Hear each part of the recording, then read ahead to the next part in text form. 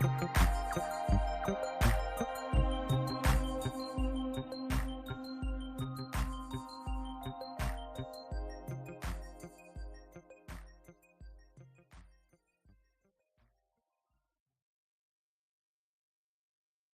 morning.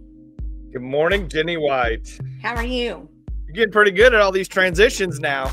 Well, it's getting better. I will say it's actually getting better, but like right now, I'm having trouble getting the music up because they keep messing around with this board. The old pro, and I'm like, hanging in there.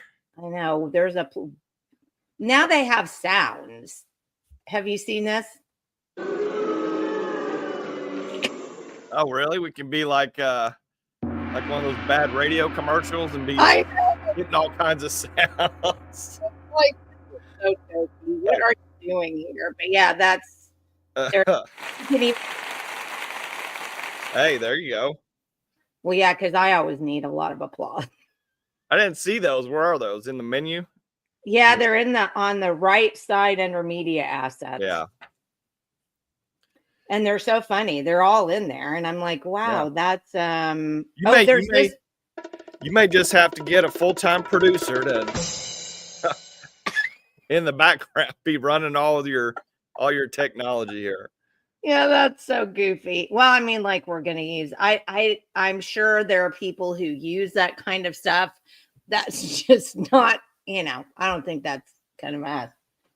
So I have to tell you something that happened yesterday. Yeah, let's hear it. Okay, so our friend with two first names, Chip Hall, at Neighborly Wellness Clinic in Edmond. Was that our last podcast, or was he the podcast before? Oh my gosh. Why are you asking me these things? I don't know. Was he on Friday or Wednesday? I can't remember. I think he was on Friday. Oh my gosh. Well, just so anybody can just go right back easily and find out. Oh yeah, and find it. Find that podcast. Yes. You would think that I would remember like what we did on Wednesday, wouldn't you? And yet I don't. But anyway, so I went over to visit Chip at the Neighborly Wellness Clinic. And most people know that, my knee has just been killing me. And I'm getting to the point where it's affecting my mental health because it won't quit hurting. Yeah. So I called Chip and went over to visit him. And this was the funniest thing. So he comes at me with this plastic cup full of pills and a little bottle.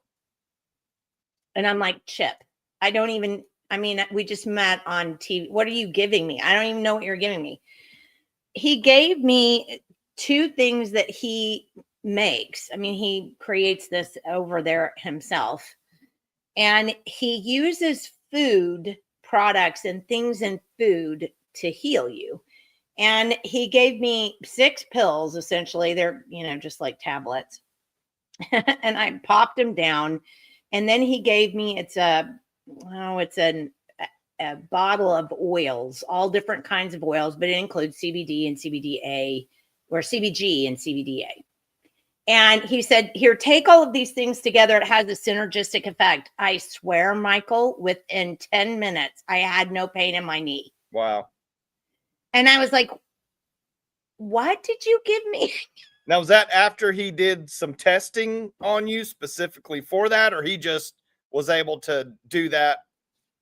He just goes, here, try this. And I should have brought this stuff up to the office, but I'm not going back down the stairs right now. But I should have brought them up to the office. One of them's called Wellness and one of them's called Comfort. And it's just, like I said, it's all plant products. It's nothing. And I went ahead and made an appointment with Chip because what he said when he was on really resonated with me, that, God made us. Yeah. God made all this stuff. Don't you imagine that he intended for us to use this stuff to heal us? And I've always kind of thought that. And so when he said that, I thought, well, I don't know, I may have a connection with this guy. So I went in, he gave me that stuff. Within like 10 minutes, I was going, this is freaking me. Because I'm not kidding when I say I have tried everything that I can take, because I can't take opioid pain medication. I've tried ibuprofen, I've tried Tylenol, I've tried Excedrin, I've tried aspirin, I've tried all these things, and just nothing does anything. And so I tried that and I went, okay, well, this is just totally freaking me out. So he has this thing that he does called bioresonance scanning. And he did it for me. And you just hold this little thing in your hand and you put on these like earphones. And it's through a computer program. And so he has all this stuff hooked up to his computer program. And he's doing this. And I'm not kidding you. I'm sitting there going, whatever. You know, I mean, I just didn't have a lot of, I didn't have a lot of faith necessarily because I just didn't, I'm like, come on.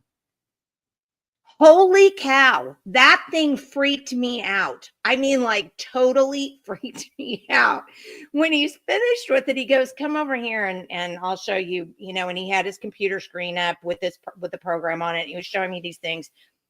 That program scans your bioelectric feedback, and whatever is in that program then spits out an analysis of what could be wrong with you. Yeah.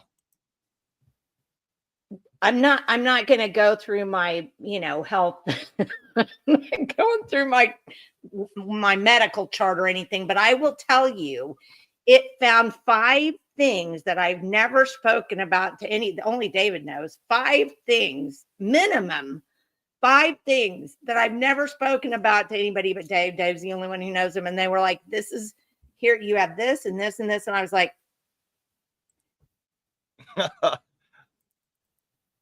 now all of that. I didn't give him, he didn't ask me to fill out, one of those forms that had all of this stuff on it. He didn't have my like major medical history. And he pulled that up and I just went, okay, this. It was crazy, Michael. Well, is the treatment for all that literally some type of supplement or dietary change or whatever? Yes. And that's the interesting thing is that really pretty much all he does is diet stuff. I mean, he'll, and the great thing about Chip too, that I noticed is, well, he doesn't try to hawk his products. He doesn't go, well, you need this and you need that. So that was the first thing I noticed. I was like, well, that's great. He doesn't even, now when we're finished, I'm like, okay, so what should I do? And he goes, okay, well, here, try this and this and this. So he gave me some things, and which I'm doing. I'm going to start. But so much of them were dietary changes. He said, I want you off of milk. I want you off as much sugar as you can possibly be off, all this stuff. Yeah. I just have to tell you, that was the craziest thing because I feel like I believe in that kind of stuff. But then when you're sitting right there and he's going over it and you're like, I don't know. I just am touching this thing. I really kind of thought, but I have to say, I recommend him. So if you're in Edmond, go by Neighborly Wellness Clinic. And I'm not doing this because, I just am doing this because I did that and I was freaked out, and you might want to know. Well, it's good to know. It's good to know there's technology out there that's, probably much better, less invasive, less damaging, no side effects. Well, I will say that was the weird thing about it. So, excuse me. I have a bad spine. I have cervical disc disease, have since I was young. It's just a genetic thing. I don't make the protein that goes in the disc, so they just break down really easily.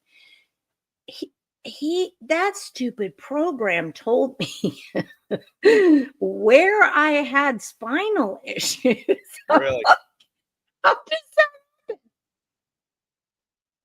Don't you need an MRI for that? So yeah, I have to say, I was pretty impressed. And I don't know, maybe it's just me, people can go and, see what they think or not. But again, he's in Edmond and I was pretty impressed. So I just thought I'd mention it because it was weird. Well, after James gets off here, I'll tell you about a thing that I signed up on a long time ago. The guy's passed away since then, so he was the only one that kind of had this program. But it's so crazy. It's kind of along those lines, and I'll tell you after we talk to James. See, I just think we're doing all the wrong stuff. Yeah. I think we're doing all the wrong stuff, and we just need to do an about face immediately. Okay, let's get James on this morning because we would like to chat with him this morning. So let's pull James in. Maybe. Good morning, James. How are you? Doing well. Good morning. Morning. So excited to have you on. You are running for House District 35. Do you want to tell us who was in that district? See? Yeah, so the major towns, I guess the major county is Pawnee County. It's the only full county in it. But then there's little slivers of Creek County, Osage County, Payne County, Noble County. So it's a pretty broad district. The major towns are Drumright, Oilton, Jennings, Cleveland, Pawnee, Hominy, Merrimack, Morrison, and Perry. Wow. So it's a broad district. That's a ways. So you're not quite to the Kansas border, but you're northeast. Yeah, it's really like 412 highway, which is the turnpike. It kind of goes east and west along the turnpike. Okay. All right.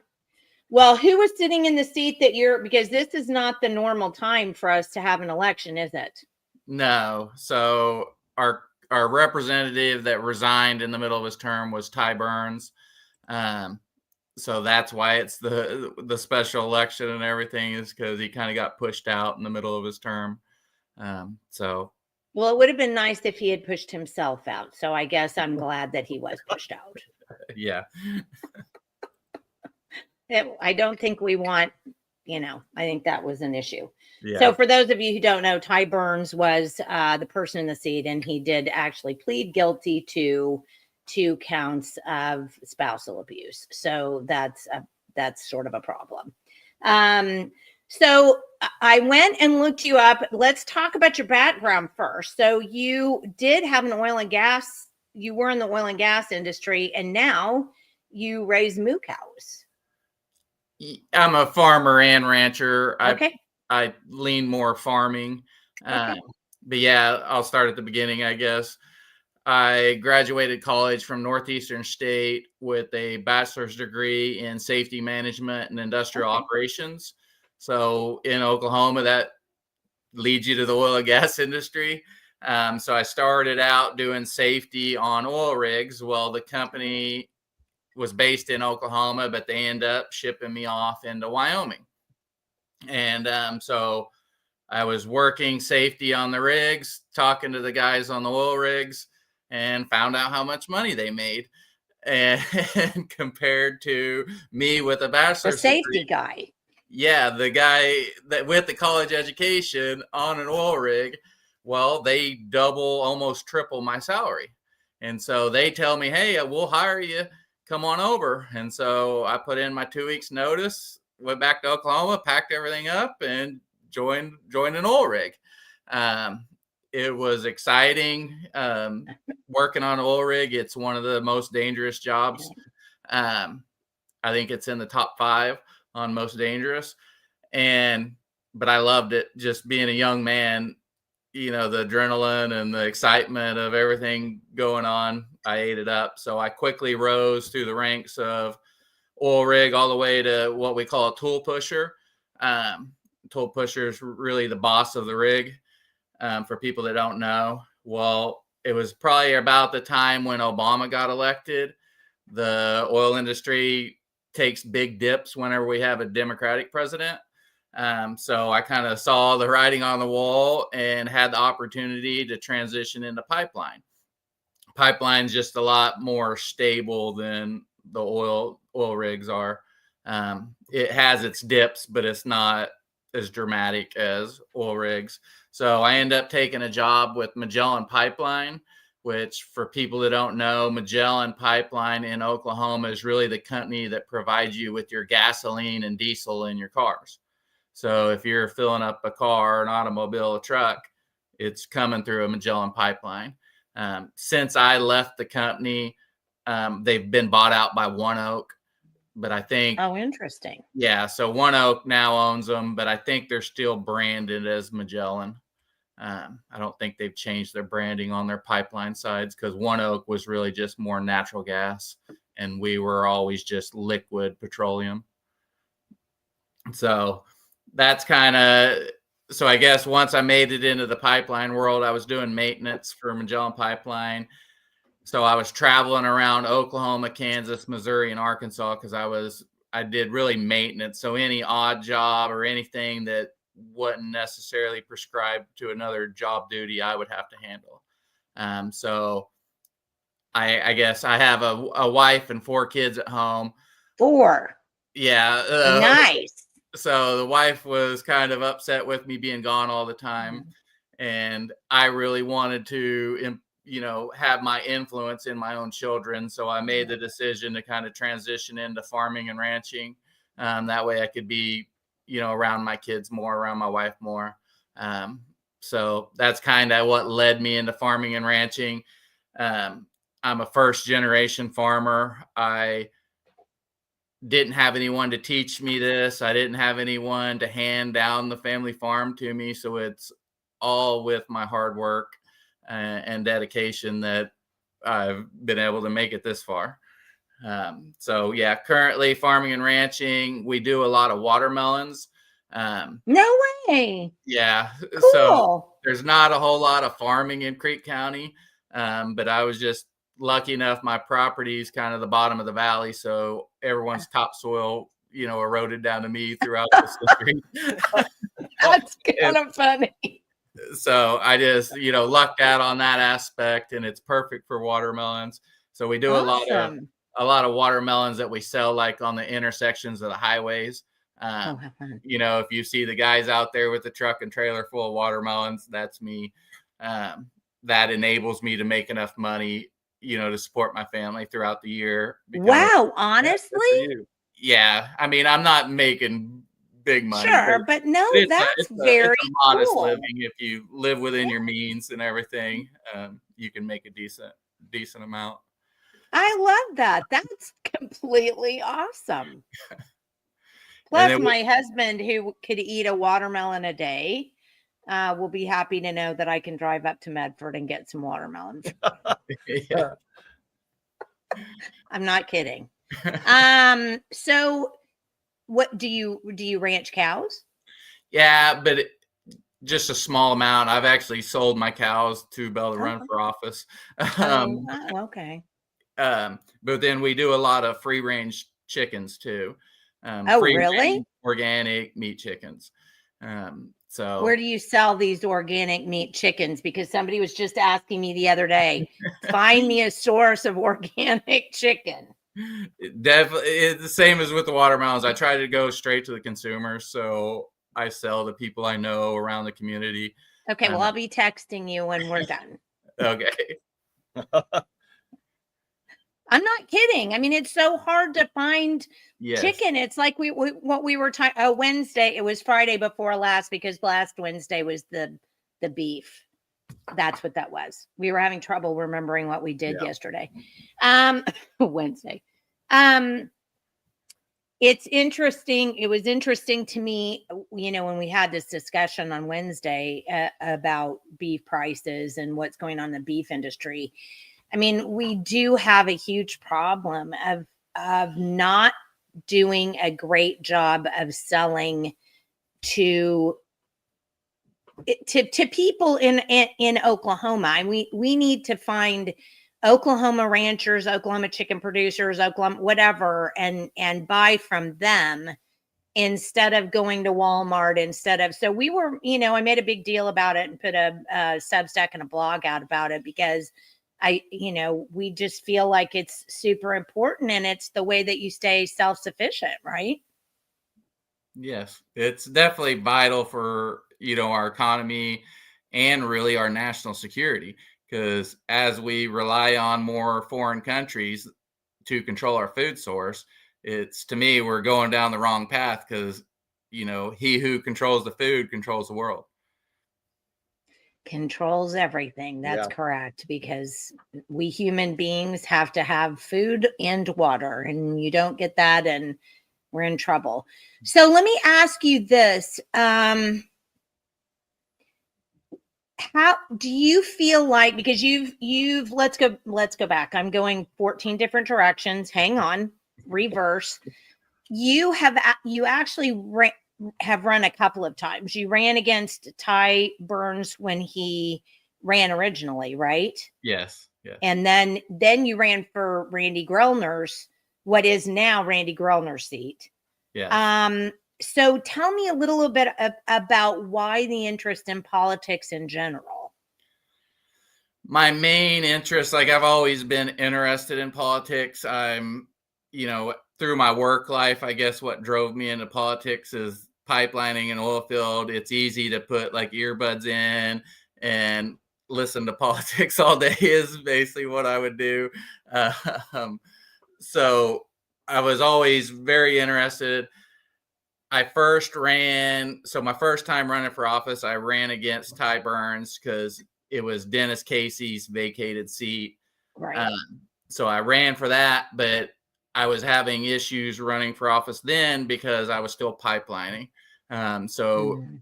Having a full-time job where you're kind of stuck with that 9 to 5, or within pipelining, it's 9 to 8, or it's actually a lot more hours than just an 8-hour job. So I was struggling in running in that election to make events, go knock doors, stuff like that. So I kind of learned like, hey, I got to kind of change my lifestyle before I can run again. So I kind of took a break for a while, transitioned into farming. Farming kind of benefits me in this situation because I can kind of make my own schedule, work around things, and still go knock doors, still go to events, stuff like that. So then, last election cycle, I ran for State Senate District 21, which encompasses Stillwater.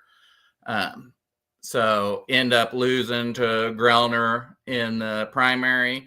After the primary, I end up helping with his campaign and supporting him. And we end up becoming good friends through the process. And so just that process of running through for the state Senate, I learned a lot and opened a lot of doors, made a lot of connections to kind of help connect all the dots of what I was lacking before, as in like lacking volunteer help and stuff like that. Yeah. I have to put this up because I think this is great. Robert heard what you said. I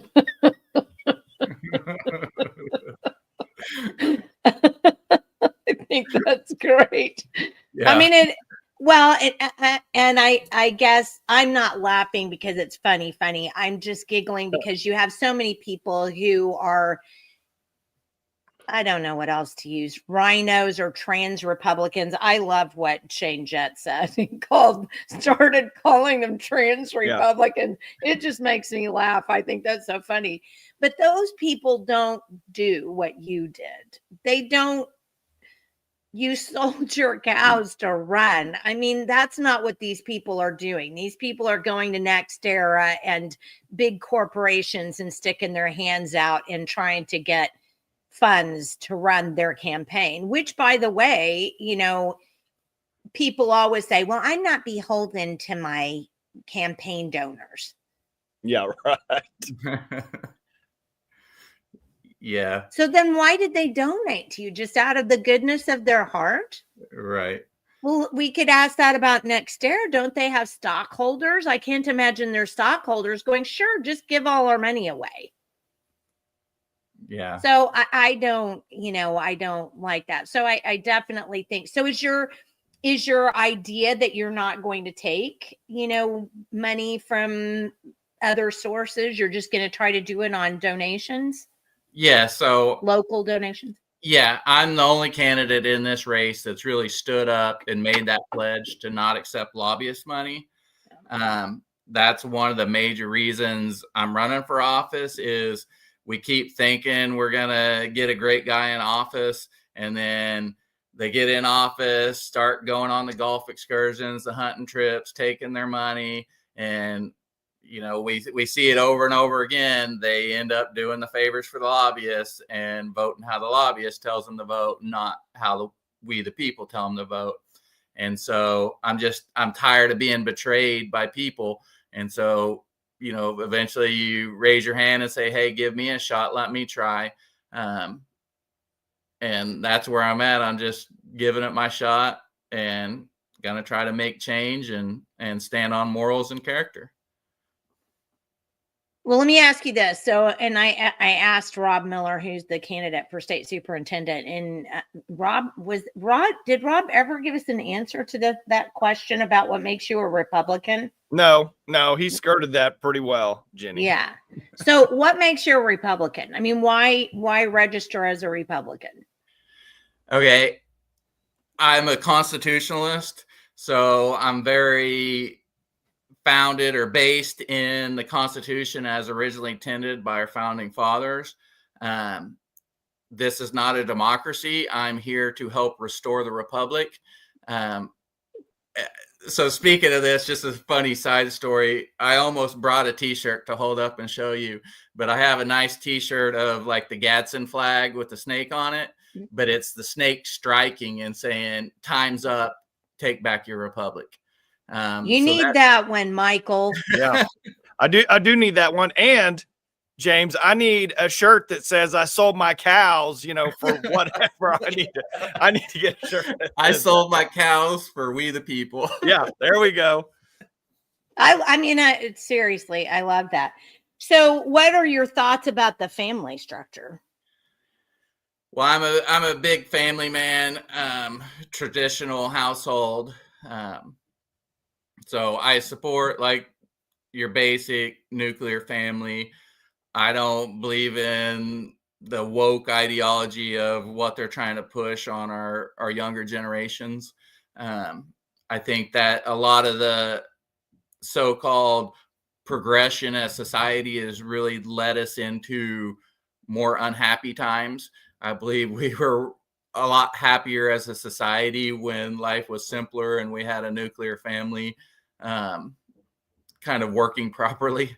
And so, that's where we have to get back to. We have to set good examples of what a family structure is and, help promote family structure, but not only just, a proper family structure, but big families. We need to promote our own instead of going down this path of, well, we're not having enough children, so let's bring in illegals. And let's not get me started on that one, because me and Trump are not on the same page. I have to put this up because I think you may owe Robert Scott $50. That needs to be in your campaign material. Everything that goes out, literally. Yep. Robert's 100% right there. Spot on.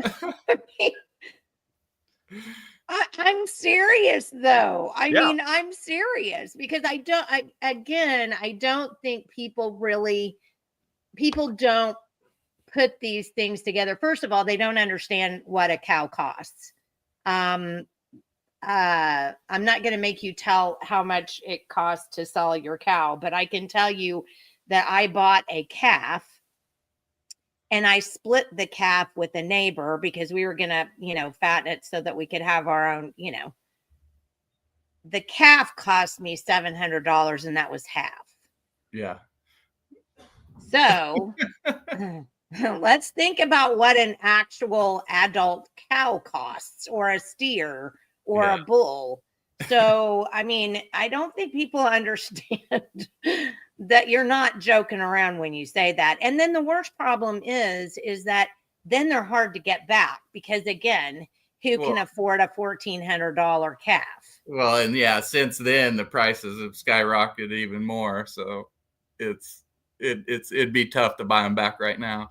I know, that's the sad thing. And I guess I'm kind of almost sad for you because I'm like, I know what that cost you to do. And I don't think most people do because they just don't know about the markets and about that kind of stuff. So you have my you definitely have my respect. That's a thing. Okay, so let's go back, and because there was a question I wanted to ask you, and I think I've lost what that was. Well, I have a question while you're thinking, Jenny. Thank you. James, you win. You go to the Capitol. What would you consider now as your job every day? What's your job? My job is to represent the citizens of my district and the whole state. To me, so many people are getting lost on really what the job is. It's called state representative, because you're here to represent the people, not corporations. It tends to, in my view, most people, they get elected and they're eyeing and focusing on trying to benefit corporations and big business, and claiming that, we need jobs. Well, we do, but I'm not the type of person that believes in give and favor. It's not the government's job to pick winners and losers. So when we have a government giving corporations our tax dollars, they never give mom and pop businesses our tax dollars. So they're really picking winners and losers and helping crush like our Main Street economy. I think that's a big part of why we see our smaller communities, our more rural towns and stuff like that shrinking in favor for our big metropolises. Well, I'd have to agree that I know where Michael's going with that question. So your ultimate job is to be a representative, but what are you representing in the people? I mean, what do the people expect you to go there and represent them to do? Well, I mean, the major issues to me that are going on right now are, hey, we need to end taxpayer-funded lobbying. Lobbying. Oh, that was the thing I was going to say. You signed on to Jim's plan, and we'll talk about that in a second. It's you're there to protect their liberty, which is what you said earlier. It's just I think Michael and I have this thing where we want to get every legislator to understand that your job is your only job. It's not to write bills. Your only job is to protect the liberty of your constituents, and you represent them. You represent their liberty. You represent their protection of their liberty. So that's what your job is. You signed on to Jim Shaw's plan, which is an excellent plan. I mean, he has so many things on there. Of the 7 things, what are the things that you feel like are most important to get done this upcoming session? Yeah, to me, like the major ones, getting the taxpayer money out of lobbying. Lobbying's bad enough as it is. But add insult to injury, we're having to pay for someone to go against our own interest. So to me, that's like a big thorn in my side. But then also the foreign ownership of our land. We don't get to go to other countries and own land. Typically, if you look into buying properties in other countries, it's typically a lease. And once you pass away or leave the country, it goes back to the country of origin. So we got to end that. But not only, we've seen a lot of the foreign ownership through the medical marijuana industry, where the Chinese, like they've had ones where they busted, where they've had Chinese Communist Party uniforms in the house and everything. So to me, it's really like a Trojan horse, where they're trying to sneak in, act like they're friendly, but I think there's something shady going on there, because not only that, then they're also tend to buy all our land right around our military bases. So that's a major national security issue, is ending the foreign ownership of land. But that's probably the top 2.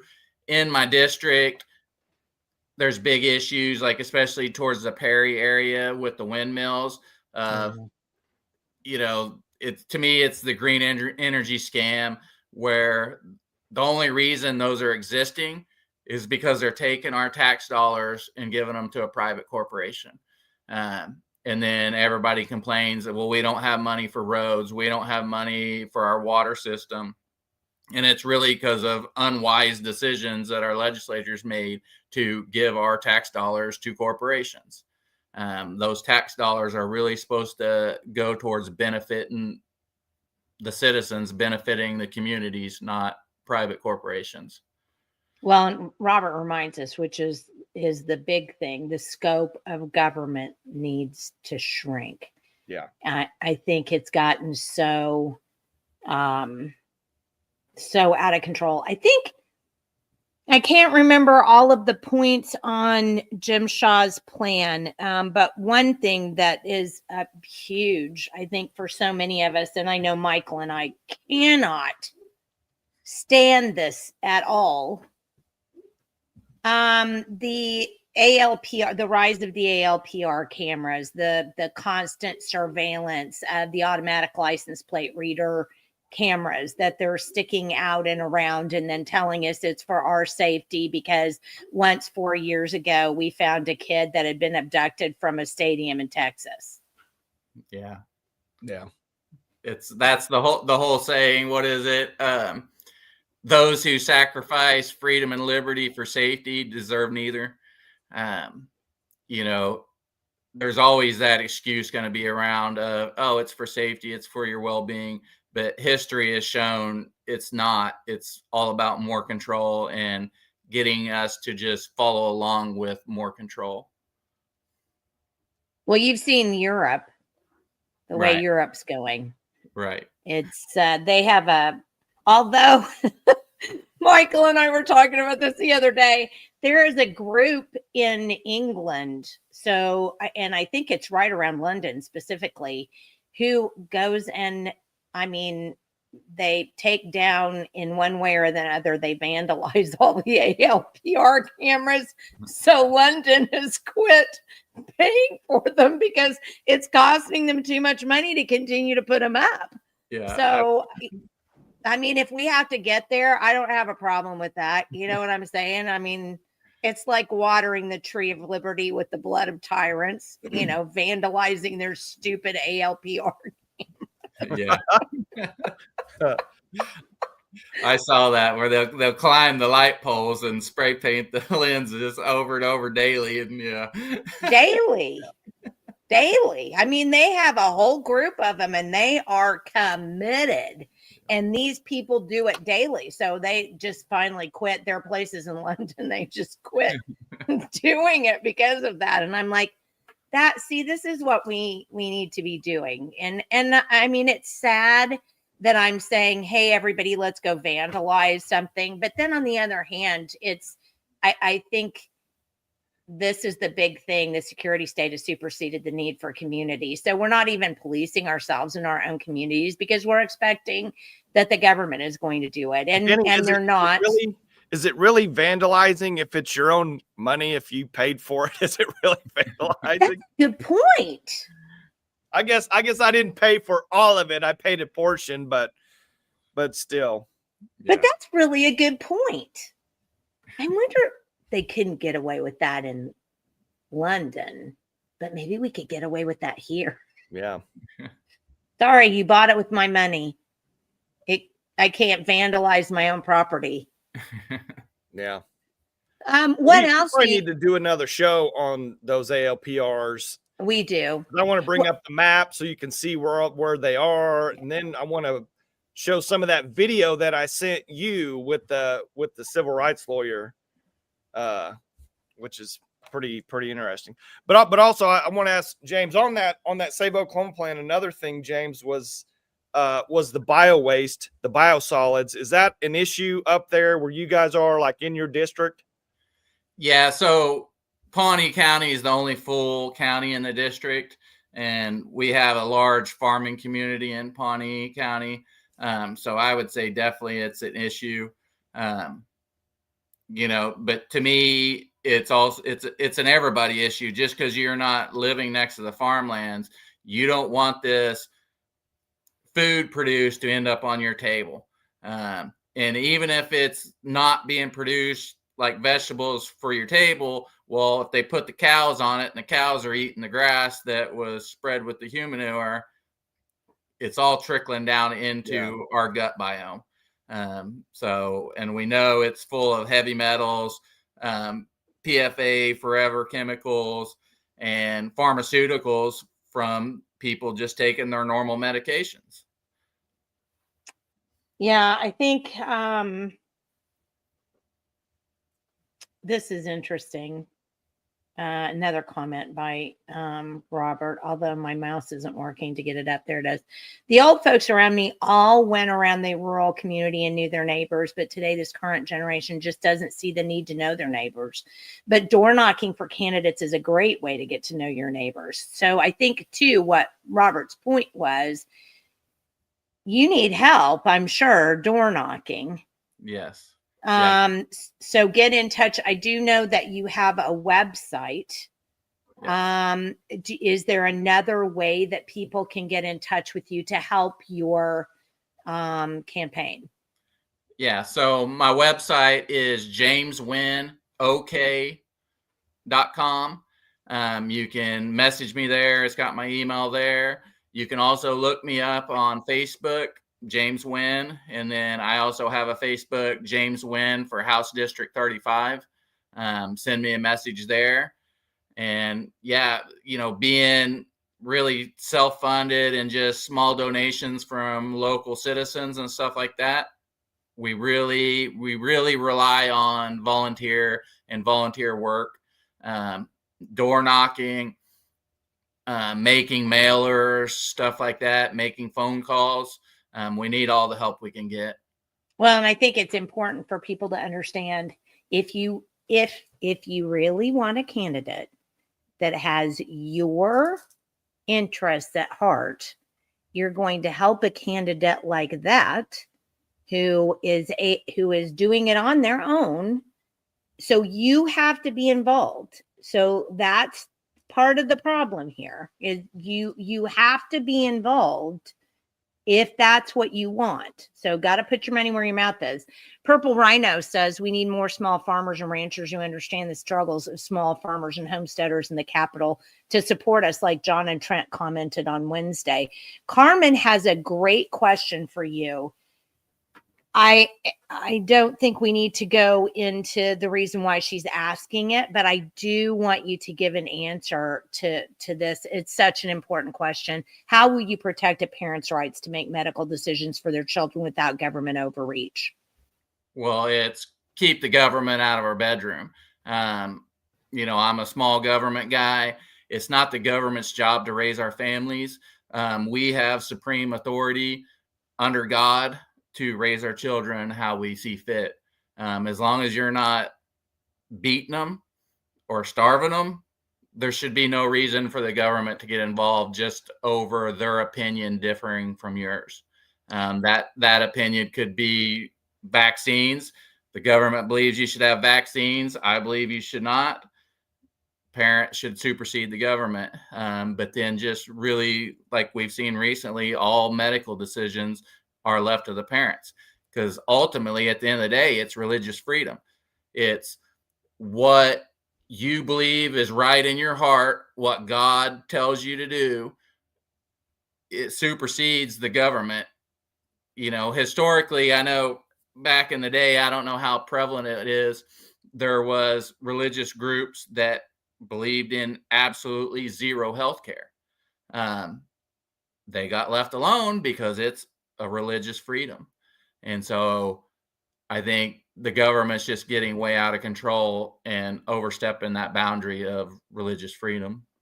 Do you feel, I'll be more specific, do you feel like DHS needs to be, what do you think? Do you think there's a regulatory issue there that we need to straighten out? Do you think they just need to be disbanded? I mean, eventually this isn't going to happen probably in our lifetimes, but how do you feel about the private sector, what the private sector could do versus what government does? And how do you see us stopping that?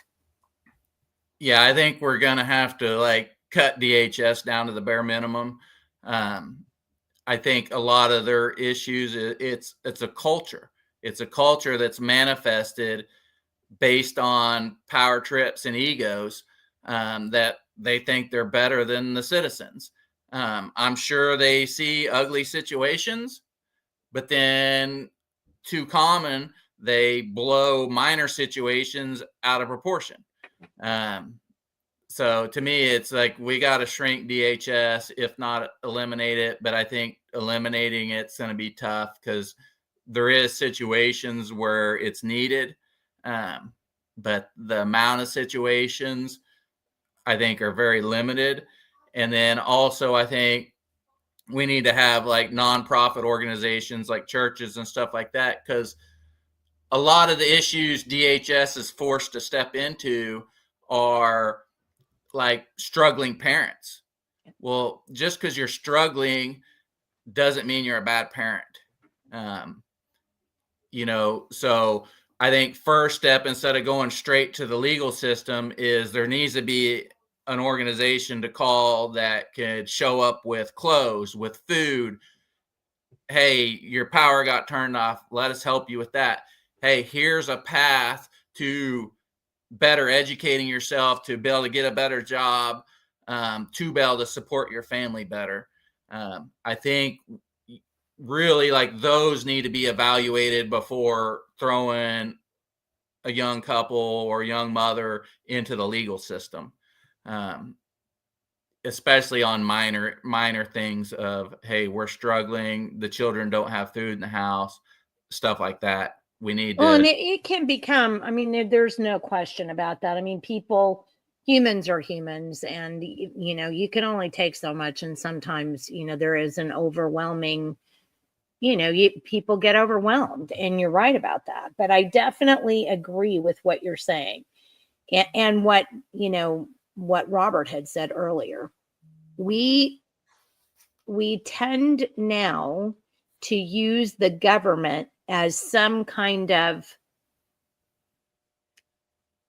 Fix all.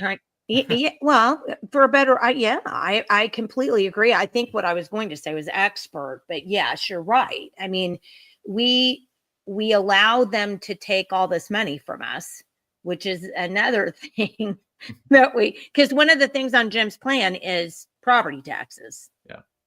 Getting out of property taxes. And I think as soon as schools don't have that ability to just say, well, I get my money from, the homeowners in my district, period, end of discussion, I think there could be some change go on there. So definitely. But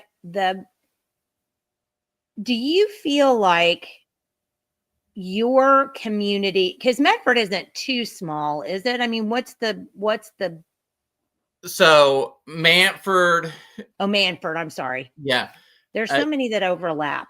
It's a decent sized community, Yeah. but it's more of a country community where like there's more kids in the school than there is a population of the town, because most people live out in the country. But I really live in the Olive area, which is a super small town. It's just the school, post office, and one church. So yeah, it's definitely a small country community. Do you feel like your community? So people know I live in Luther, and it's a very small community as well. We have a great. We have numbers of churches in the town, but we have one that has what they call a service center, and it's they took an old grocery store. So years ago, there was a grocery store, and they took that and they've made it an area where you can donate, things. And then they help the community from that service center. And I think other churches, are involved in that as well. That helps people in Luther quite a bit, because it's also a food pantry. I mean, They also give away food.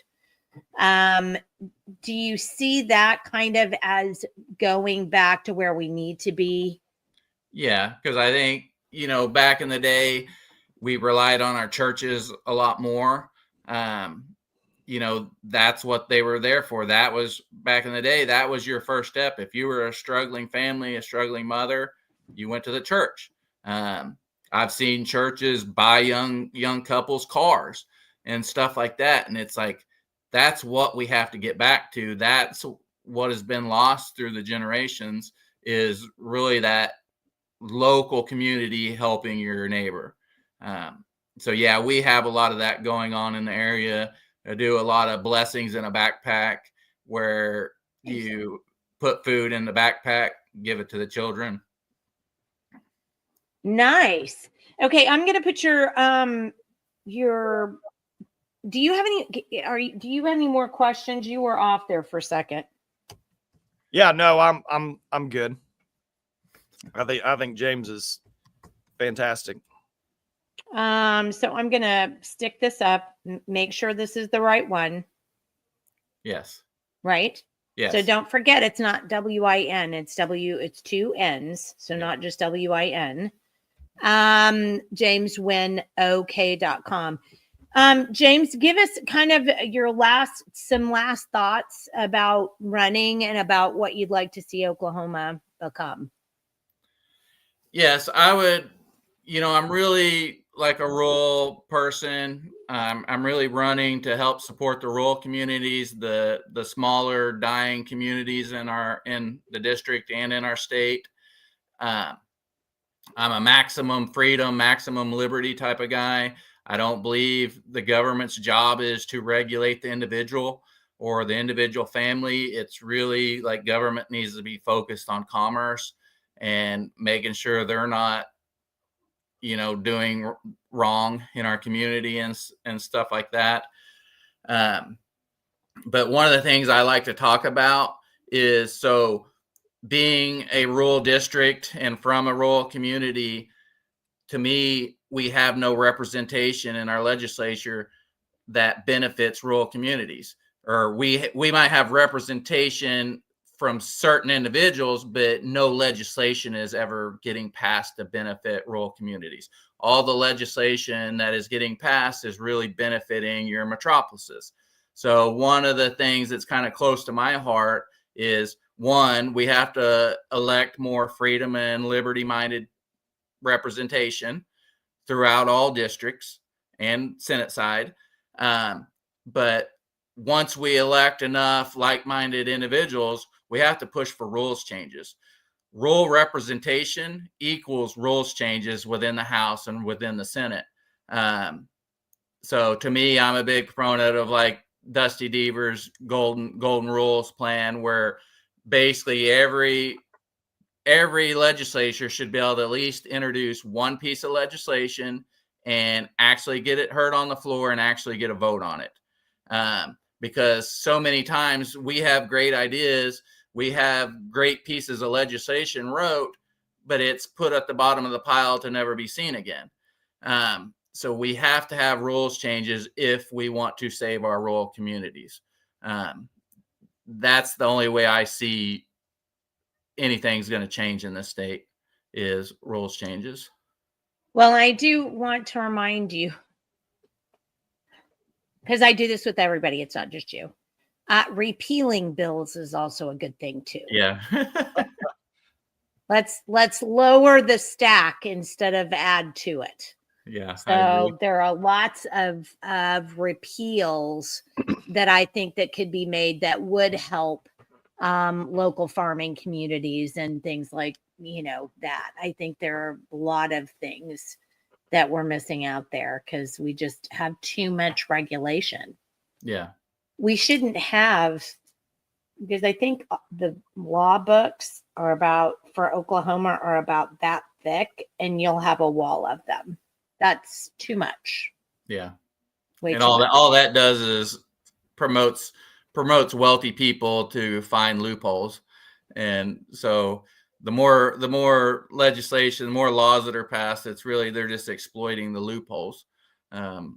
When, in my opinion, most legislation could be summed up to similar to the 10 Commandments of do not steal, do not be murder, nice, be nice and get along with your fellow man. Right. Yeah, don't steal his stuff or covet his wife. Yeah, Right. it's not really hard, but we make it super hard Right. because people can't behave. Yeah. So, all right. Well, James, thank you so much for being with us today. Really appreciate it. And honestly, if we can't figure out a way to get you a t-shirt that says I sold my cows for your liberty, we need to work harder on that. So, thank you again. I really appreciate you being with us. And guys, don't forget, reach out to him, jameswinnok.com. If you want people up there who aren't going to take lobbyist money, that means you need to get out of your chair and help. So, or at least donate. So go do that for us today. And thanks again, James. And hopefully we'll chat with you later on at another time. Well, oh, wait, we forgot. The primary is scheduled. This is important. When is the primary scheduled? So the primary is December 9th. So we need all the volunteers we can right now to go door knocking. So there's 5 Republicans in the race, including me, 1 Democrat. So, odds are we're going to go to a runoff. The runoff is January 13th. And then the general election is February 10th. Yeah. So this is coming up, guys. This isn't down the road 2026 election. And I should have made that more specific at the beginning. I said it was a special election, but I should have put up the dates before that. This is a December 9th primary. So James, what do you have? 3 weeks. Yeah. So that's what I'm saying. We're just about hard. 3 full weeks. Yeah. Yeah. Yeah. So guys, help James out. If you believe in his message, reach out to him if you need more information, but let's help him out. Primaries the December 9th in this special election for Ty Burns' seat. So thanks again for joining us, James. Really appreciate your time, and God bless you. Thank you. And God bless both of y'all. All right. We'll talk soon. Thank you. Bye. We have got to get more people to run that are, that have that perspective. Yeah.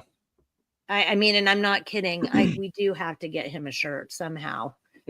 Because that's someone, Jenny, needs to run a whole underground, digital campaign for James. So it's not just coming from him, but someone needs to just, hey, this guy, he sold his cows to represent you, to fight for your liberty. Someone needs to do that for James. Yeah, because I have to say, I just think that's that's kind of I had asked him early on, when before he came on, I said, well, you've run for several, offices. So let's talk about, the explanation for that. And I thought he did a great job, of it. Unfortunately, that's the only thing I don't like. It takes so much time to run for an office. It's not even just the stupid money. You've got to go to these places. You have to talk to people. They have to be able to know who you are. You can't just go vote for me and put on your best smile and think that's going to cut it. I mean, you really do. The people who are voting because they're paying attention and they want to know these things. And it's not a 5-minute job. You just cannot internet it and call it a day. Well, and that's the crux of how we've gotten into this entire position, because the people that, it's a major sacrifice unless you're an establishment type of person already, and you're going to have all the people working for you. You're going to have establishment money, all that stuff.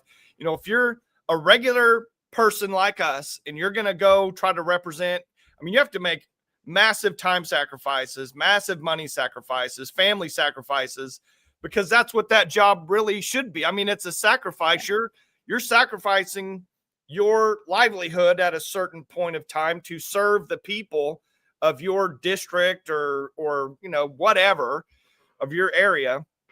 And and it's such a turnoff for regular people. And you like look at school board, for example. No one wants to go run for school board. At all. even the most wound up people that are the most involved, whatever, they don't want to do that job. So we get unqualified people that are just backed by the establishment or handpicked or selected. Handpicked. Yeah. I think. And then they go in there and then they wreck the system. And that's why we're in the, have this political travesty that we're in, is because you've got a massive amount of people that just say, okay, get me in that office. I'll do it. I'll do whatever you want. Just, I don't want to have to go through everything that a guy like James is going to have to. I don't want to have to sell my cows to go run for office. And you probably know, Jenny, just as well as I do, like talking to some of these people when they first want to start up their campaigns, and you're like, hey, you need to cut a check for $10,000 and put it in the bank and start your, then we'll go try to get some money, fundraise, you maybe repay yourself back. No one wants to do that. Yeah. No one wants to do that. Well, and not only that, it's hard to come up with that kind of money now. I mean, I was just thinking about that the other day. I mean, my husband doesn't, he makes a good living, but I'm telling you, everything is going up so much. Oh, yeah. That you just, at the end of the month, middle of the month, I'm like, what just happened to my budget? Where did that go? My gosh. Even at Woods in Edmond, which I totally love them, and I won't go to a big, company. I'm going to use Woods because they're local. Even then I went to go get the oil changed on my truck the other day. And I have a 4x4. It's a big farm truck. But it was $159 to get the oil changed. Yeah. You're like, oh my gosh, I didn't even have that budgeted, because the last time I remember it was 125. It's like, it's tough to come up with that kind of money. And I don't think people understand what it takes to run. They don't understand, and so I think people don't help for that reason. They just don't get it. Yeah. Well, you'd be much more apt to help, defend the cause if you had to really go through the fire or just the work of just a regular campaign. No matter where you are in the state, how big or small your district is, no matter what you're running for, campaign is a ton of work. It's true. It's just true. And until we get people who are willing to do this and do what James did, I just think that's outstanding. I just think it's outstanding. I did want to put up what Margie said, because I think what Margie said is important too. And when I was growing up, churches were small and inside neighborhoods. Church members knew their neighbors. And even if somebody wasn't in attendance at that particular church, they knew they could go to the church for help. Larger mega churches do not have neighborhood connections and personal relationships with communities like the smaller churches did. And I do tend to think that's kind of part of where we are right now, is the mega church, idea. Well, the mega church will save us. We'll go, but then they don't do. I don't know what they do. They just want you there. They want you at their place. They've got all the bells and whistles, all the entertainment. They've got all the donuts, all the food, the coffee, the little barista bars. I'd rather see all that in outreach, going out of the doors of the church rather than coming in. But I don't think people understand that in the day, like, they were called Baptist Children's Homes because the Baptists in Oklahoma really were the ones who picked up the lead for taking care of orphan children in Oklahoma. And so they were really the ones that ran orphanages in Oklahoma for a long time, until the state then nosed them out. And, they weren't basically allowed to do it anymore. Yeah. So, you're talking about. Well, and who came in and filled the vacuum, Jenny? Who came in and filled the vacuum? Right. Freaking government. And that's what they want to do. They want us to be lazy. They want us to be so, distracted by all these things that they can just keep picking up all these things that the community used to do for each other. Yes. Now you're so busy on your phone watching something, you're not even paying attention anymore to what's going on. A lot of people don't even leave their house, literally, let alone go help or go do something or recognize something or come together as a community. I mean, think about all like I don't know where you grew up, but like we literally had like block parties at my house, my grandma's house. We just like would go around all summer long to all the different places, going down to my aunt's house. We'd hit up all the parties for 3 or 4 days, whatever. I mean, there's none of that anymore. None of it. No, there just is not. And we didn't have block parties and stuff like that, but we had other things that we were involved in. I grew up in Enid until I was 7, and then we moved to Oklahoma City. But I remember when I was a kid growing up in Oklahoma City. Well, I remember even when I was a little tyke growing up in Enid. I mean, me and the neighbor kid, we were like 5. We were running around the neighborhood. Yeah. I'm not kidding you. So, Champlin oil, right? You've heard of Champlin oil? Okay. Champlin was big, back in the 50s and 60s and 70s in Oklahoma. And the Champlin's mansion basically was 2 blocks over from where we lived in Enid. And this is just a story I remember that just cracks me up. So the 2 kids I ran around with in my neighborhood, Scotty and Jill, we ended up, and I'm not kidding, we couldn't have been more than 6. So think on this. I'm so glad my mom's dead and I'm telling this because my mother would be having a fit right now. We literally went the 2 blocks up from our house because Scotty and Jill lived behind me. And we literally went the 2 blocks up from my house, and we thought it would be fun to pull across the Champlins. We cut through their fence, and they had like a koi pond, like an old English garden in their backyard. And they had like an old koi pond, hadn't been cleaned out in forever. And Scotty thought it would be fun to pull across it. So he and Jill pulled across it. What do you think happened to me? To the old athlete, yeah. Jenny White. Right into it. I came home smelling like skunk. So I was so soaking wet. So this is 6 years old. I'm soaking wet with all of this disgusting. Do you have your cowboy boots on, or do you have tennis shoes on?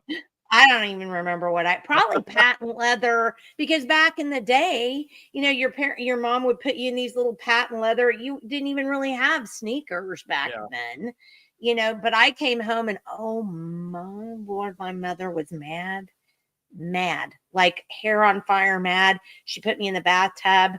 She actually called a neighbor to find out what you did for skunk smell. And she washed me, I'm not kidding, with tomato juice and vinegar. Wow. And I was 6. That taught you a lesson, trying to pull over koi pond.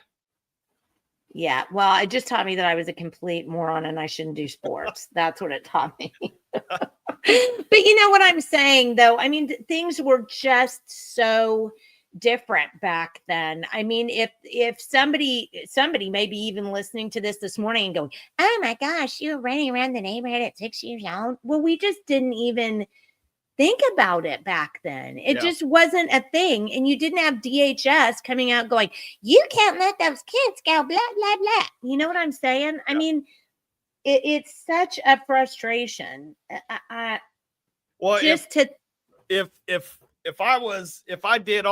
my kids did all the stuff that I did when I was a kid, DHS would literally be at my house, taking my kids away. The stuff we did was insane. When I think about it, when I go back and think about all the stuff we did, is insane. Dorn, I think, has it right. He says, in my opinion, it all changed when it required both parents to have to leave the home to work to pay for a marketed, more expensive lifestyle, big cars, big houses, and fast food restaurants. What's interesting to me, Dorn, too, is to pile on to what you said. look at the number of restaurants now. And I don't deny people a living. I'm happy. I'm not going to go eat at a chain restaurant. You can up yours. But I'll go to a local restaurant. Why do we have so many restaurants now? I can tell you why. It's because two parents are working. Young women today don't even know how to boil water because there's not a mom around to teach them. I mean, I see these kids coming in and out because I have boys. I mean, I know, they don't know how to make things. They were not taught how to cook. They were not taught how to sew. Sewing, stupid. You just go to Walmart and get fill in the blank, or you just go to Sew Boutique. I mean, it's so bad. I mean, I don't even think we understand how bad it is. But yes, we suddenly have this idea that we have to have a this and we have to have a that and we have to have a that. So that means that you both of you have to work. No, it's just not, it's not true. I mean, you can do it. It's just a lot harder and it requires a lot more self-governance to do that and to say, well, my budget, for food this week is only $250. So we're going to have to figure out how to make that go. How many rice and beans are we going to do? I mean, yeah, it just, people don't want to do that anymore. They want to have what so-and-so has on, who's a social influencer. They want to have I mean, it's just, it's top so of mind. bad. It's kind of top, in advertising, there's top of mind awareness, and that's just what you see constantly. That's just what society's, I mean, I literally thought about this last night. So Lauren was making some dinner for the kids and I didn't want it for whatever reason. And I was like, I just want a chicken sandwich and some fries. So even what? Yeah. So I'm going to come over there and get you. Well, no, listen. So she went to the store. She bought some chicken breast. She bought a bag of fries, made those in the oven, made the chicken breast. So I'm getting ready to eat. And I'm just thinking, this was only like 30, 45 minutes later from the time that I said that. I'm like, here I am getting ready to eat my fry. I'm getting ready to dip them in some ketchup. And I'm thinking, how lazy, what kind of human am I when I have that kind of need? It's not a need. I just want it. I want to have that taste. So within, 45 minutes, this is all prepared. It's already, I'm not going to go to fast food, but even with going to the store, buying it, making it, putting it all together, I mean, think about where we are. I mean, that's like what I feel good about is buying that and doing that. I mean, think about if I had to go butcher a chicken, pull some potatoes out of the ground, cut all that up, process it, do it. I mean, it's like we live in fantasy land. I mean, really, I'm sitting there thinking, I feel bad. I'm eating it. I'm still eating it. I'm still saying you feel bad because you wouldn't eat what she was preparing for the kids. No, they were having pizza or something. I didn't want to eat that. So anyway, I feel bad. I mean, I'm just sitting here thinking about how many, how my grandparents wouldn't be doing this.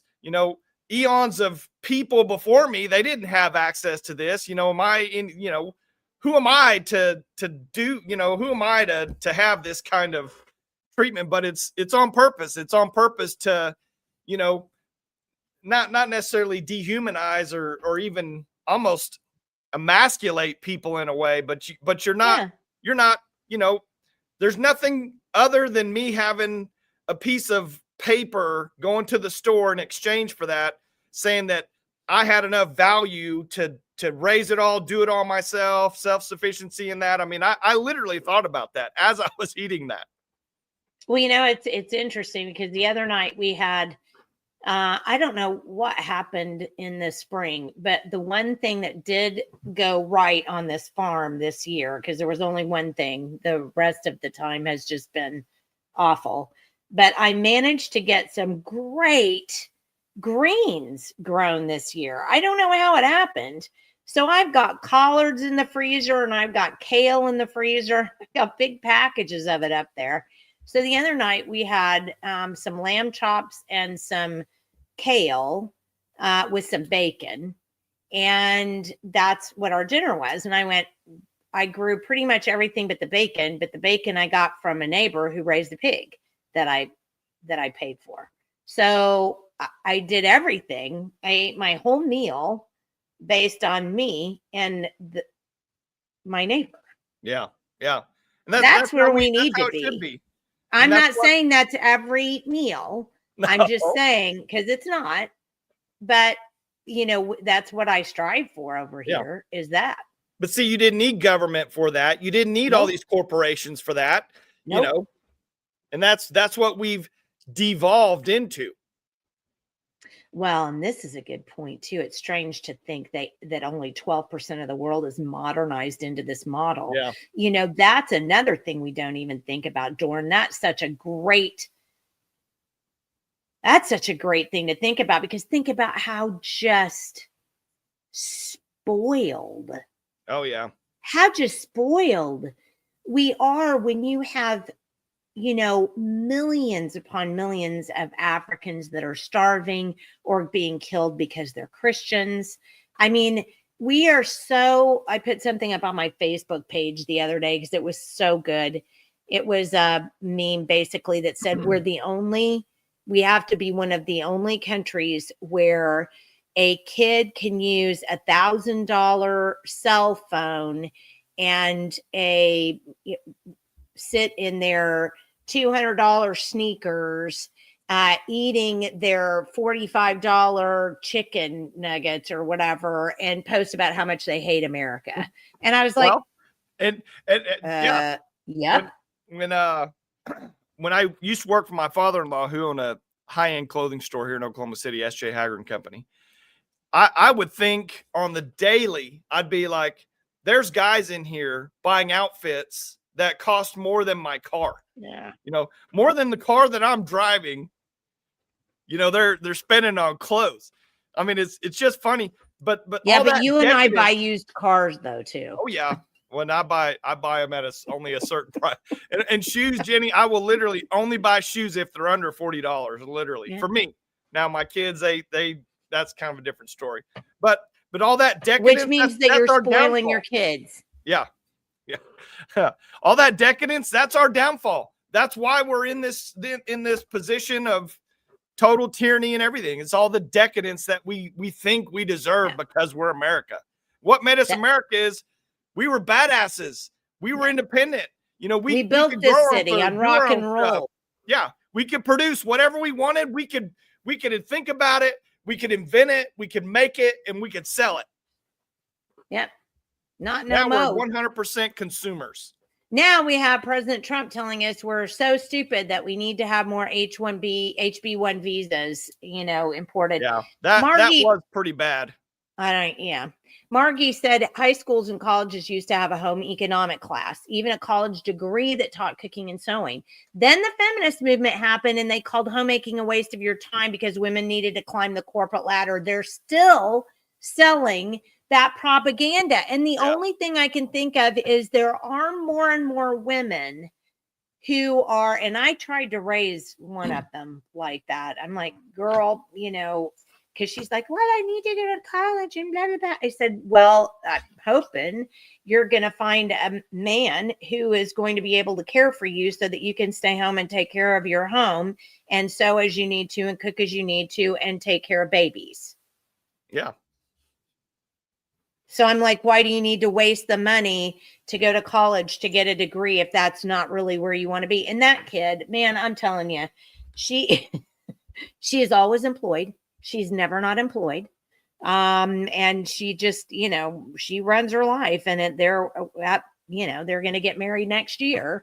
And I really do believe that of the kids, she'll be the one that says, this is what we want and this is what we're going to do.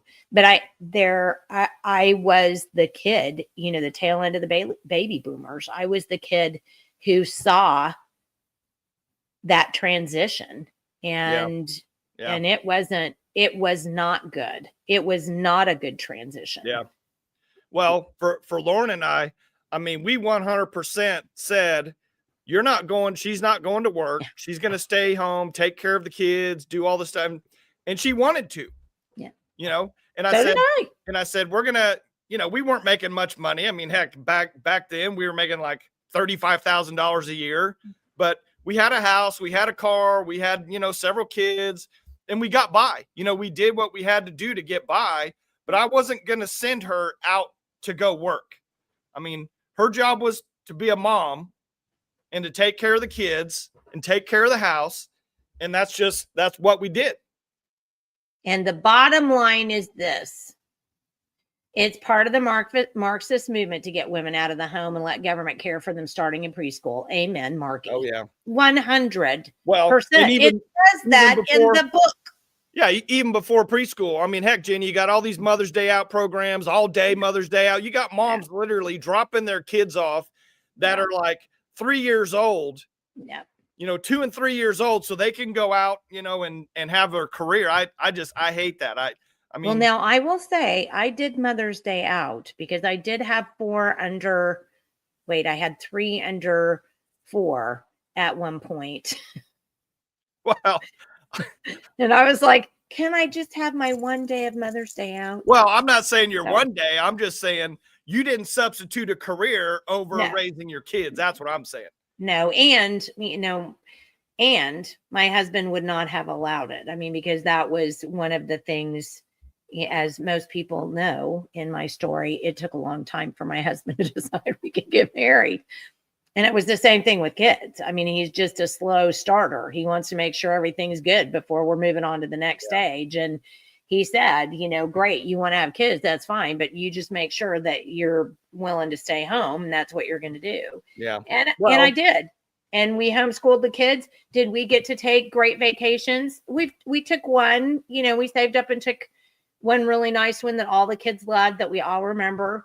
You know, but we just didn't do that. We didn't have the money to go out to eat. We didn't have the money to go do excursions. I mean, we spent our time together, and I just think you will not be able to get me to say that was wasted time. My kids are all good kids, all of them. They don't all do exactly what I would love for them to be doing, but they're all good kids. And that's the only thing that's really important to me. Yeah. If we could just get back to being that, everything would change. You know, eventually I think it'll move Everything back there, would but change. unfortunately it's going to take bigger government, more tyranny, you know, and you see it, you know, the Rasmussen guy, Mark, whatever. Oh, yeah, right. You know, he's probably one of the more honest polling people. And I mean, he's shown that, you know, Trump's ratings are literally at the lowest that they've been, coming off of 4 months ago being the highest. And all those 20-year-olds, you know, all those 20 to 30-year-olds, they want action. They see how bad the government is. They don't want the government to stay in the form that it is. And I mean, they're all somewhat, you know, semi-revolting against the system.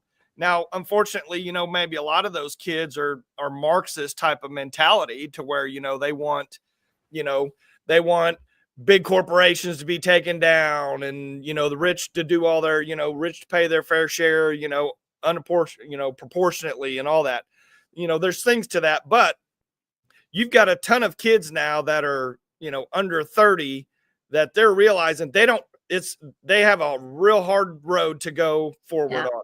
They can't just go, you know, make $15,000 a year like I did when I was that age and be able to support myself. Can't do that in today's time. No, as a matter of fact, my sister's going to be 60 this year. She's going to be so mad. I probably said that, but, and so I've been trying to find some cards for her, and I wanted to get her a card. What happened in 1965? Do you know how much a house was worth in 1965? 1965. Like what? Just the average house in the United States? Average house cost what? Probably 15,000, 12,000, 15,000. You're really super close. It was 21. 21. Yeah. $21,000 Do you know what a car cost in 1965? A Probably brand new one. $1,200. Well, probably the high end. Again, and this was the median. It was about $2,200 for a brand new Wow. car. $2,200. So in 60 years, what the hell has happened? Yeah. Well, think about That's this. not a lot of time. Yeah. Think about this, Jenny, because I was looking at this. You go back That's and ridiculous. you like bring up the Oklahoman archives and you look at the ads, like the classified ad or just just advertising in the paper. Back then, a TV, like if you got a wood case TV, those were like $350, $400. Same price as getting a maxed out TV today. Yeah. So think about the deflation that they put on those TVs, because that's a thing they want you to have, because it's an item of control. It's an item of control compared to everything else. I mean, like you look at some of those deals, you can get like a suit, 2 shirts, and 3 ties for like $50, you know, in some of those ads. It's insane. But that's the real thing is you look at that and it's just like, you know, why? What has happened?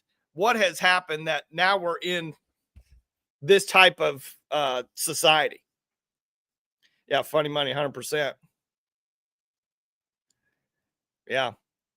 My mom was buying a Toyota, and we went to the Toyota dealership, and they literally had whatever their big SUV is. It was like $100,000. Just a regular one sitting on the lot. I'm like, what is going on? $100,000. Well, in all honesty, even if I could, and I'll just tell you up front, I can't afford that. Even if I could, why would you spend that kind of money on a vehicle? I mean, I mean, unless you had it and you had to have it as a business expense in some capacity for tax purposes, that would be the only justification I can see. I mean, you'd have to see what my kids drive. I mean, we're just they're as bad as we are. I mean, my vehicle is my mother's old CRV, or the farm truck, which we got, which is a 2004, which I got in after our Explorer died in Wyoming. That was the worst trip ever. We'll never forget it though. Because I would have just driven that Explorer until the wheels came off of it. I mean, because I just don't. Plus, do you know what else? I don't want all the electronic crap. Yeah. I don't want it. I Yep. don't want it to tell me when I can change lanes. I don't want it to tell the government where I am. I don't want it to be following me in a database someplace. These cars are freaking scary. Yeah, or what if the car doesn't like how you're driving and it brakes a little bit for you? Yes. Keeps you in your lane, moves your steering wheel a little bit. Nope, I'm not okay with any of that. Yeah, I'm not either. I mean, it just absolutely boggles my mind that people are like, oh yeah, I got the lane assist. You know, I love my sister, but she's like,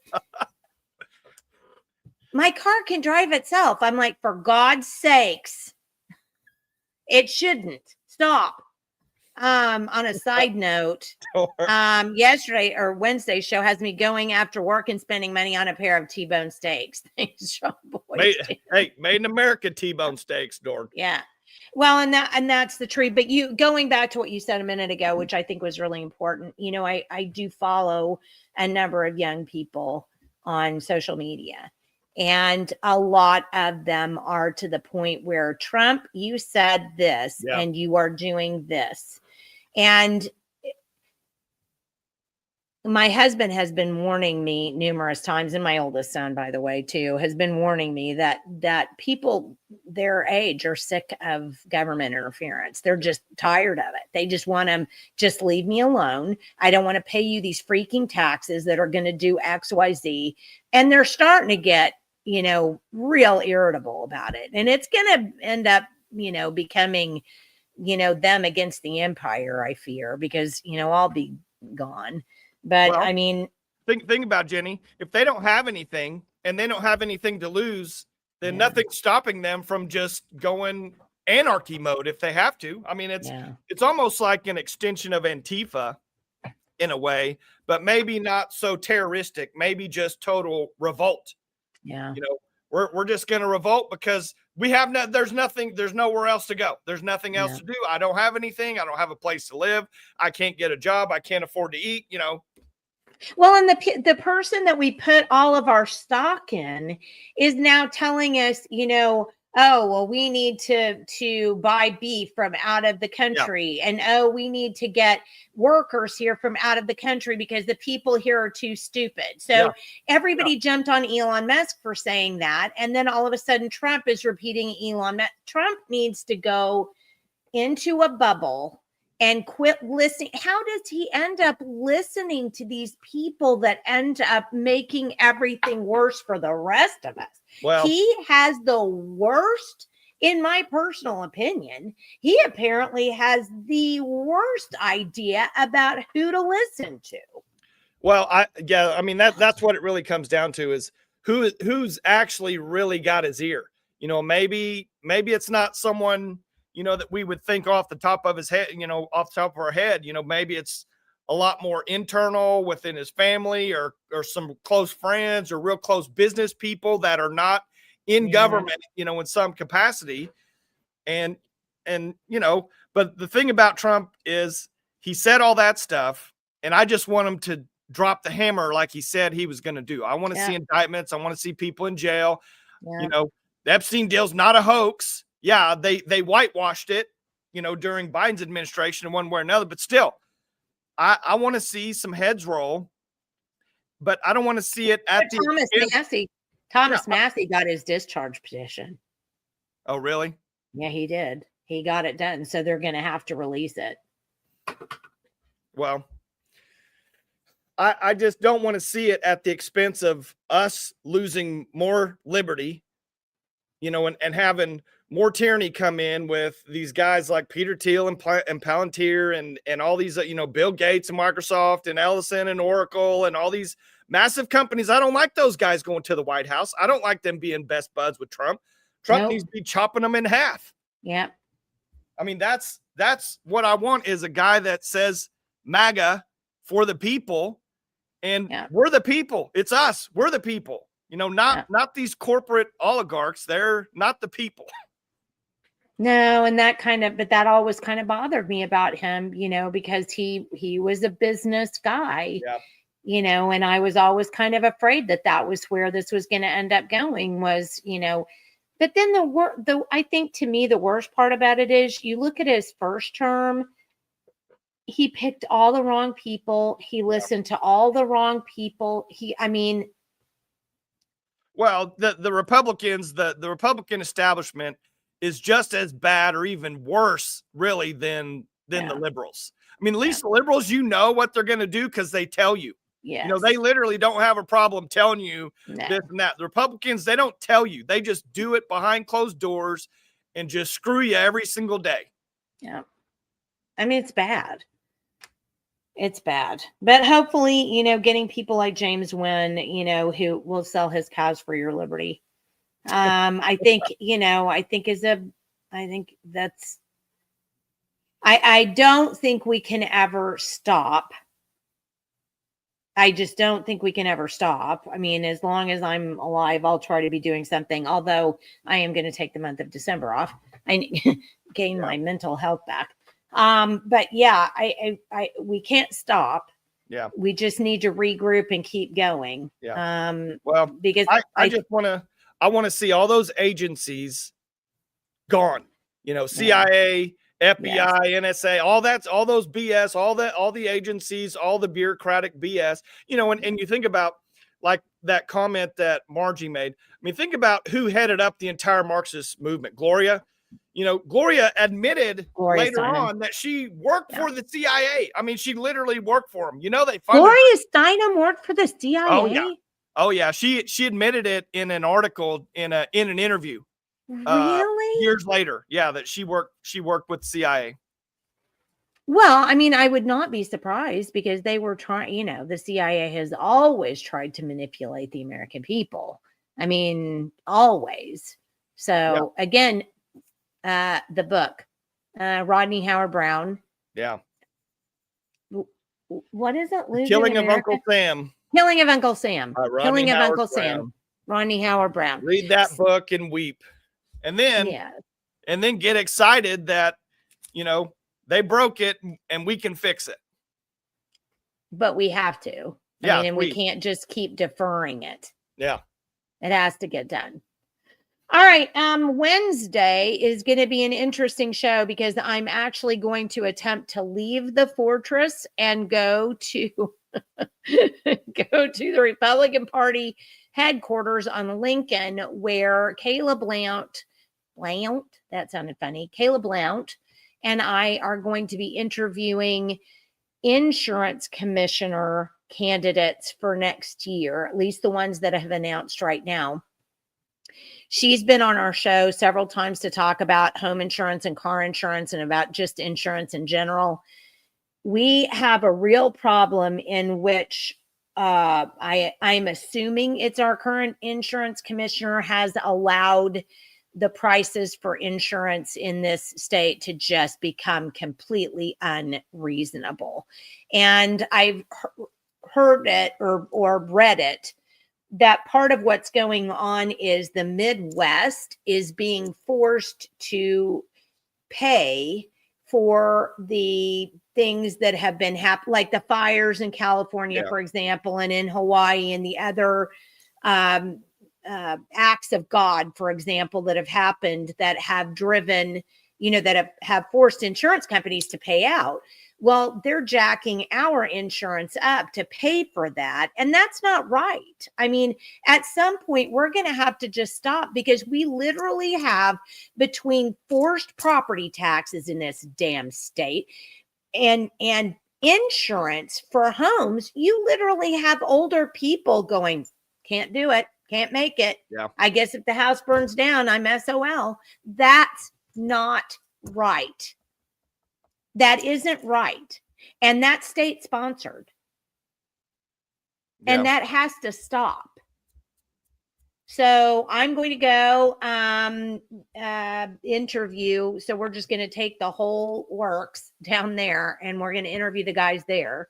So we will be live, not from our regular, you'll probably be live from your office, and then I'll be down at the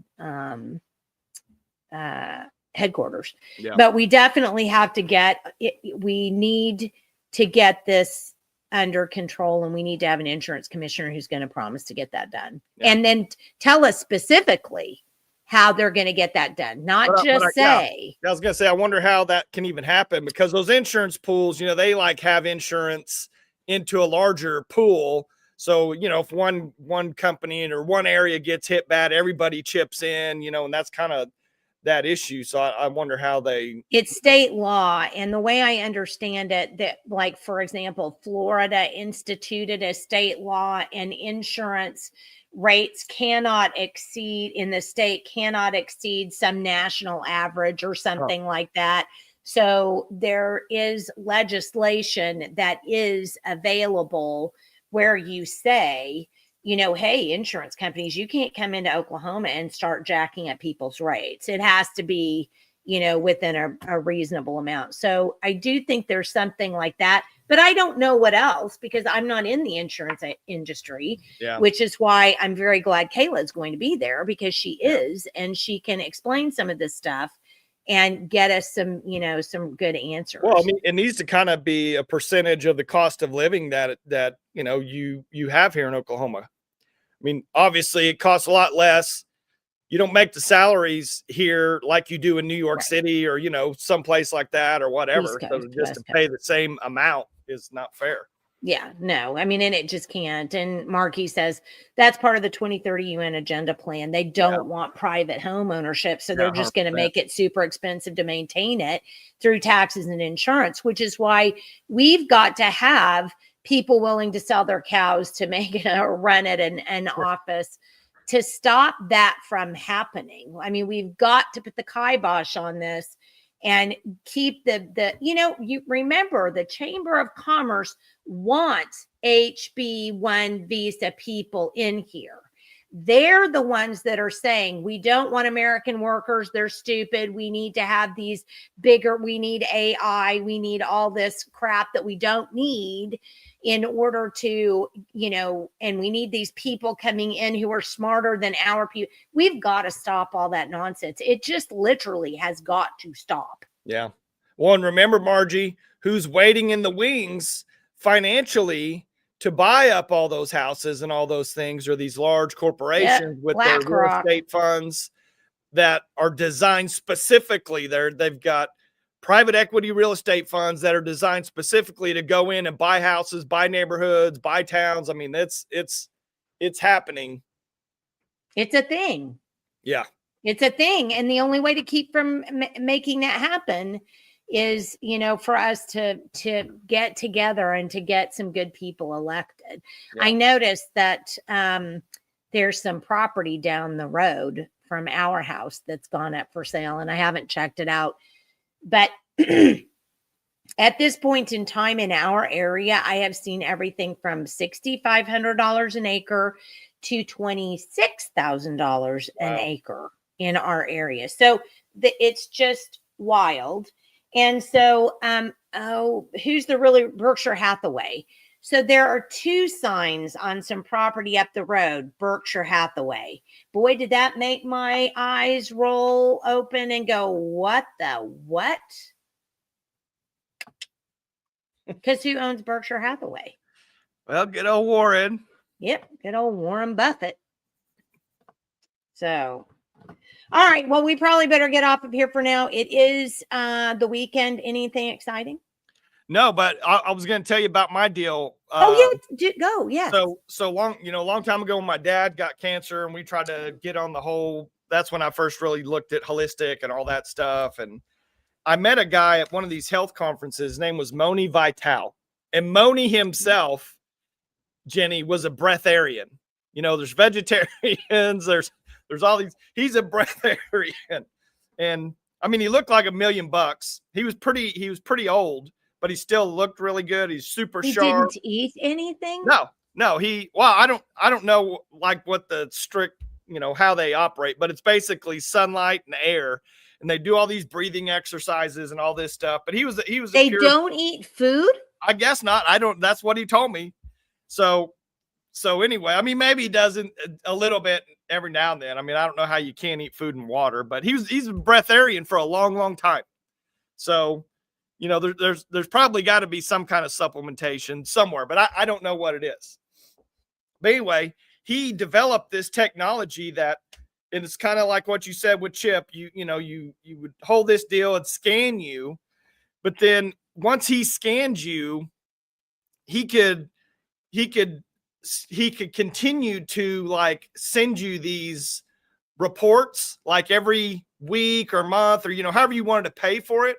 And I'm telling you what, I would have stuff. So I signed myself up. I signed my dad up. My dad was always so pissed off all the time because I'd send him these reports and his wasn't just like metabolic related. A lot of it was like emotional and some other things like that.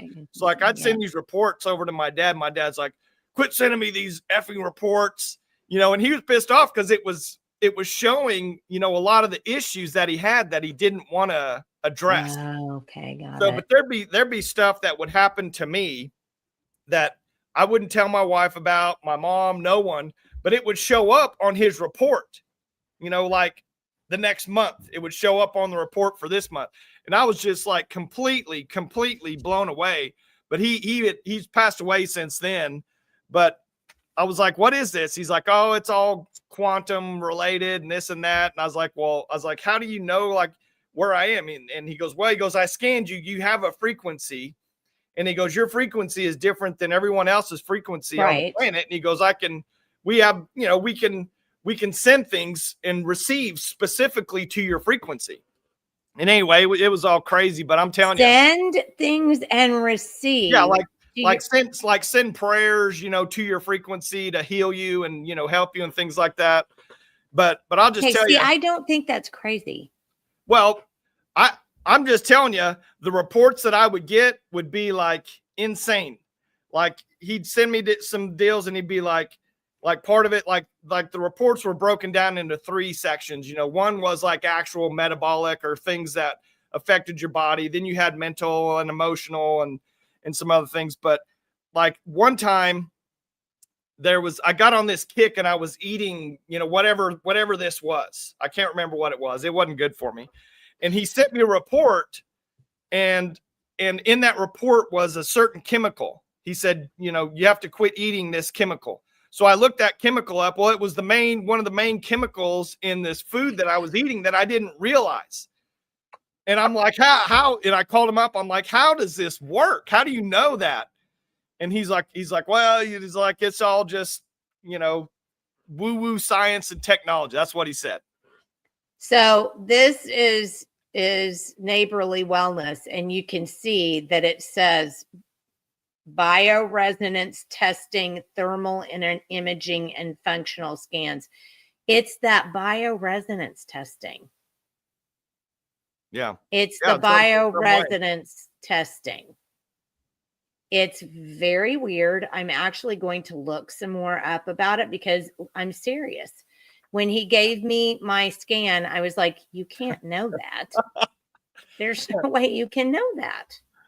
I didn't give you any medical history. You can't know that. It was wild. And it's interesting to me to hear that it was the same thing. I think you ought to go over there and visit Chip. Oh yeah, I'm going to. Same thing.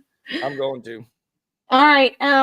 I think the weather's supposed to be semi-decent this weekend too, which will be nice. And then we've got Thanksgiving coming up. So don't forget on Wednesday, and I wish I could remember what, I can't remember right off the top of my head what Friday is, but then we've only got next week, and then you and I will be off for Thanksgiving. So we'll be taking that week off. And then I think we're going to be, I talked with Katie, V1SUT. And so Katie and I are going to work together to put a program together for people in December. And it's going to be, we're going to call it DHS December. And we're going to replay all of the programs that we did with Katie about DHS, because we want people to really stay focused on that since the elections are upcoming for next year. So we'll have that. All right. Anything else before we get off of here today? No, I just hope that, you know, we're able to, at least in our state, really start turning things around. You know, from a grassroots, from an actual people perspective, and not this just because you got an R by your name, trans Republican BS. You know, I hope we can really rein in DHS, rein in some of these other agencies, really start shrinking our own government, because we don't have to just go along because Florida's doing it or Texas is doing it. You know, we need to take charge of what's best for our own people here in the state and run this in our best interest, not just because. 100%. 100%. And if we don't do it and work on finding people who are going to do it for our kids, what are we going to tell our kids? Yeah. Well, and I think that's a big part of it too, Jenny, is we really need to really revamp this education system in Oklahoma, because unless we really start putting the correct ideas about what freedom is and liberty is in these kids' heads from day one, I mean, what's going to happen? I mean, we're just going to keep devolving. Yeah, it's true. All right. Good to see you as usual. Thank you everybody for joining us today. Please share always. And then if you haven't signed up, sign up, because it always helps us if you do that. So have a wonderful weekend. We will see you again live from the GOP headquarters on Lincoln on Wednesday morning, and we'll see you then.